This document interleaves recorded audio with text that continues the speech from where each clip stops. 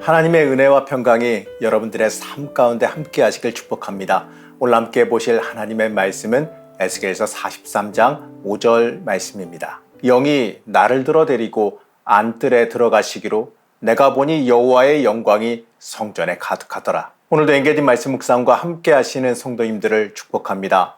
하나님께서 에스겔을 통해서요, 이 새롭게 주어질 성전에 대해서 구체적으로 보여주셨습니다. 이 포로로 끌려가 있던 이스라엘 민족에게 이 성전에 대한 구체적인 환상이라는 것은요, 엄청나게 큰 의미가 있습니다. 바로 하나님과의 끊어진 관계가 회복되어지는 것을 상징하기 때문에 그렇습니다. 하나님과 끊어졌다. 이 하나님과 끊어졌다라고 하는 이 생각이 절망으로 다가왔던 이스라엘에게 이 말씀은 소망을 품게 해주는 겁니다. 그런데요, 이 구체적인 수치를 통해서 그려지고 지성소의 거룩성도 말씀하셨지만, 이 중요한 건요, 아직은 그저 그냥 건물에 불과하다는 사실이에요. 사실 우리가 예배 드리는 교회도요, 그저 건물에 불과합니다. 하나님의 영광이 빠지고 하나님의 임재하심이 빠진다면 그저 건물에 불과한 거죠. 중요한 건요, 그 자리에 하나님의 임재하심이 임해야 되는 겁니다. 그래야 그 자리가 가치가 있어지게 되는 거예요. 오늘 말씀은요, 이 보여주신 성전이 완전한 본질을 되찾는 성전이라는 것을 보여줍니다. 이 바로 하나님의 영광이 다시 임재하시는 환상을 보게 됩니다. 말씀에서 보게 되면 이 바깥 동문과 안쪽 동문 사이에 서 있던 에스겔은 하나님이 바깥 동문 쪽으로 들어가시는 것을 보게 됩니다.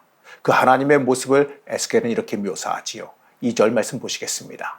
이스라엘 하나님의 영광이 동쪽에서부터 오는데 하나님의 음성이 많은 물소리 같고 땅은 그 영광으로 말미암아 빛나니. 에스겔서를 시작하는 1장에서 하나님께서 오시는 모습이 등장하지요. 하나님께서 그룹들을 타고 오시는데 그 그룹들의 날개 소리가 마치 물소리 같고 군대의 소리와 같다라고 묘사하고 있습니다.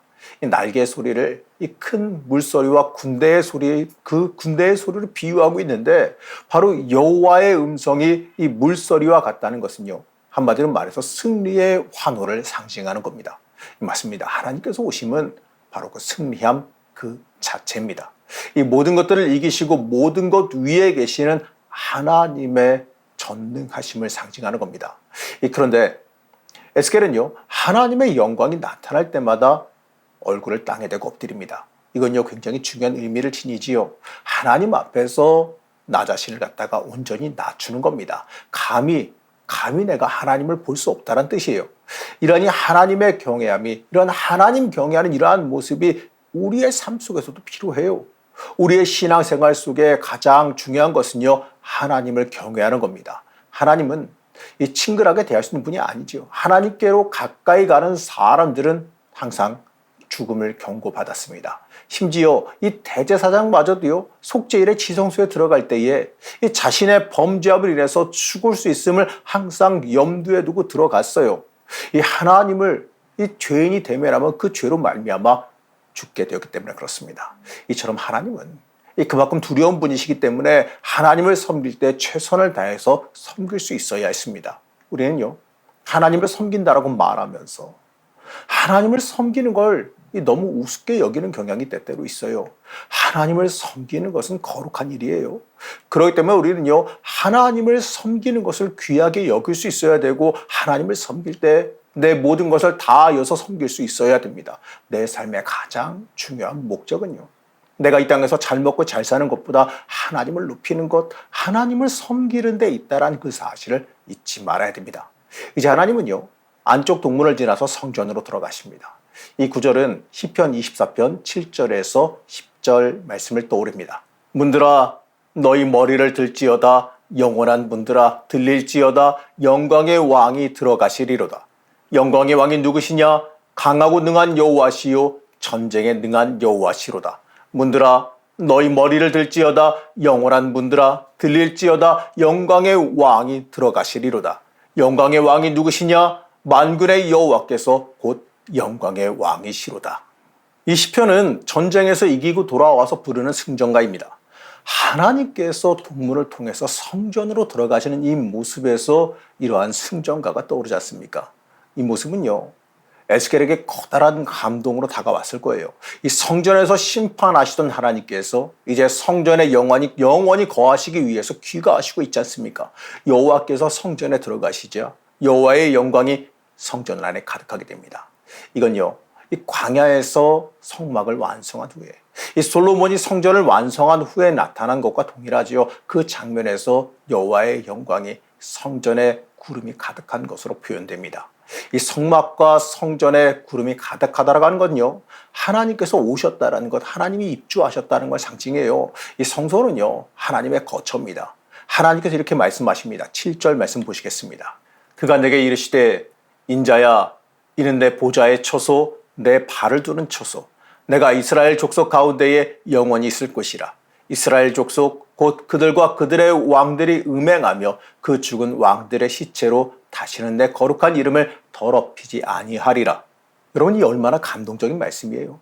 하나님께서 이 성소를 하나님이 거하실 곳, 안식하실 곳, 영원히 거할 거처로 삼으셨습니다. 이스라엘 백성들에게 하나님께서 떠나신 것은 엄청나게 커다란 충격이었죠. 아무리 성전이 아름다울지라도 그곳에 하나님께서 계시지 않는다면 여러분, 그 성전은 아무 의미가 없어지는 겁니다. 우상 숭배로 하나님을 외면한 결과 하나님께서 떠나셨고 그로 인해서 그들은 멸망하게 되지요. 하나님의 보호하심이 아니면 다시 회복할 방법이 없기 때문에 그렇습니다. 하나님이 함께 하시지 않음으로 절망했던 이스라엘 백성들에게 하나님께서 다시 돌아오시는 이 모습은요, 모든 회복의 시작이 되는 희망의 메시지입니다. 우리의 인생에서도 하나님께서 함께 하시면 아무 걱정이 없다라는 것을 고백하시기 바랍니다. 하나님께서 함께 하심이, 하나님께서 힘 주심이 내 인생의 가장 중요한 일임을 잊지 마시기 바랍니다. 돌아오신 하나님은요, 이스라엘 백성이 다시 범죄하지 않을 것을 기대하십니다. 과거 멸망 전 이스라엘 백성들은요, 이 성전 바로 곁에 산당들을 만들고 거기서 하나님이 원하시지 않는 종교 행위를 했습니다. 심지어 이 성전에 이방신 일월 성신을 섬기는 제단을 쌓고 아세라 우상을 만들어 세웠어요. 하다 못해서요, 이제는 하나님을 철저히 무시하는 엄청난 범죄를 저지릅니다. 그랬던 이 과거가 있는 이스라엘에게 귀가하시면서 다시 다짐하게 하시지요. 지금까지 그들이 하나님의 이름을 더럽혔던 그 모든 행위를 그만두겠다라고 약속하라라고 명령하십니다. 그렇게 하면 하나님께서 내가 그들 가운데 영원히 살리라라고 약속하십니다. 그러시며 하나님은 에스겔에게 이 성전에 관련된 모든 것을 알려주시고 이 백성들로 성전법을 철저히 따르게 하라라고 명령하십니다. 그리고 하나님께서 돌아오신 것은요, 이스라엘이 회개해서 돌아온 것이 아님을 잊지 말아야 돼요. 이스라엘이 여전히 죄악 가운데 있는 건 맞습니다. 하지만 그런 가운데서도 하나님께서 귀가하시고 새로운 역사를 시작하셨어요. 이스라엘 백성으로 하여금 죄를 부끄럽게 여기게 하시고 하나님이 알려주시는 성전법을 준행하라라고 명령하시는 겁니다. 하나님께서는 우리가 여전히 죄를 범하고 있어도 용서하시고 다시 찾아오셔서 우리가 새로운 삶을 살아가기를 원하십니다. 하나님 다시금 우리에게 기대를 것이지요. 그렇기 때문에 우리는요, 우리를 향한 하나님의 뜻이 무엇인지를 항상 되물어볼 수 있어야 돼요. 내가 의인이라서 하나님 믿고 구원받은 거 아니에요. 하나님께서 그럼에도 불구하고 나를 구원하신 겁니다. 하나님의 전적인 은혜입니다. 우리는 이걸 잊지 말아야 돼요. 하나님 앞에서 내 의인은 아무것도 아니라는 것, 내 의인은 아무것도 없다라는 그 사실을 잊지 말아야 됩니다. 이제 하나님은요, 성전법에 대해서 말씀하십니다. 무려 2번이나 언급하시는데 이 법이 얼마나 중요한지를 볼 수가 있지요. 이 성전에 관해서 여러 가지 말씀을 하시는데 가장 먼저 말씀하신 건 제단입니다. 하나님께 제사를 드린 것을 강조하기 위해서예요. 이스라엘의 정체성은 바로 예배하는 공동체라는 겁니다. 그들은 예배하기 위해서 바벨론에서 돌아오고 바벨론에서 그냥 돌아온 게 아니에요. 그리고 어려운 상황 속에서 성전을 재건하고 그곳에서 하나님께 제사를 드립니다. 제단을 만들고 가장 먼저 해야 될 일은 제단을 정결하게 하는 거죠. 이들이 본격적으로 제단에서 제사 드리기 전에 먼저 그 제단을 정결하게 하는 제사를 일주일간 드려야 됩니다. 하나님께서 이 제단을 정결하게 하고 제사를 드려야 하나. 그래서 그렇게 해서 그래야 하나님께서 기쁘게 받으신다는 거죠. 하나님께 제단을 정결하게 하고 제사를 드려야 하나님께서 기쁘게 받으시는 겁니다.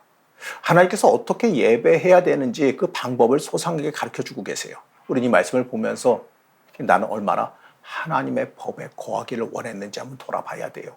말로만이 아니라 실제로 하나님의 법에 맞게 살기 위한 그러한 몸부림을 칠 수 있어야 됩니다. 여러분, 그게 참된 예배자가 해야 될 일이기 때문에 그렇습니다. 사랑하는 성도 여러분, 우리는 하나님만 섬기고 살아가려 한다면서 내 자신이 원하는 것만을 추구하고 살아가고 있지는 않았습니까? 하나님께서 임재하시며 말씀하신 내용을 우리는 잊지 말아야 됩니다. 우리는요, 하나님께 예배드리기 위해서 존재한다는 것을 잊지 말고 하나님을 전적으로 온전히 높이는 삶으로 돌아갈 수 있어야 됩니다. 내 삶을 하나님께 온전히 드리기를 결단하시기 바랍니다. 그럴 때 우리가 드리는 이 예배가 하나님께서 받으시는 예배, 내 인생에 회복이 임하는 예배가 될 겁니다. 하나님의 영광이 여러분의 삶 가운데 함께 하시기를 제가 간절히 축복합니다. 우리를 여전히 사랑하신 하나님, 우리를 붙잡아 주시고 인도해 주시길 원합니다. 우리의 모든 능력이 하나님에게서 온다는 것을 잊지 않게 하여 주옵시고 하나님 철저히 의지하는 주의 자녀가 되게 하여 주시옵소서. 하나님의 영광이 우리의 삶에 함께하기를 소망하며 예수님의 이름으로 간절히 기도드렸습니다. 아멘.